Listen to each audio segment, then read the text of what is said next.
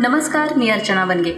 तरुण भारत पॉडकास्टमध्ये सर्वांचे स्वागत आहे. भारताला स्वातंत्र्य मिळाल्यानंतर भारताचा पहिला प्रजासत्ताक दिन 1950 मध्ये आयर्विन स्टेडियममध्ये साजरा झाला होता.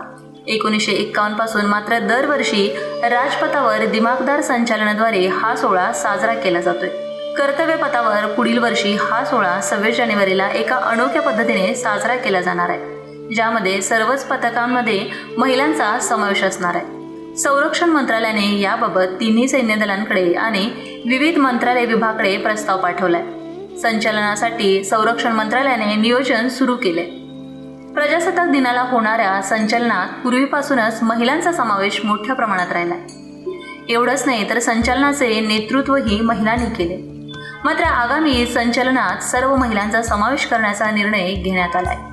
मार्च महिन्यात याबाबत तिन्ही सैन्य दलांना आणि मंत्रालय विभागांना प्रस्ताव पाठवण्यात आलाय.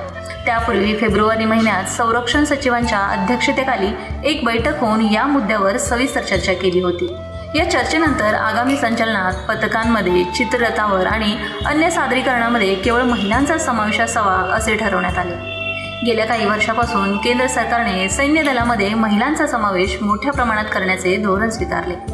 पुढील वर्षी सर्व महिलांचा समावेश करण्याचा निर्णय झाल्यास हे ऐतिहासिक संचलन ठरेल असं सूत्रांचं म्हणणं आहे.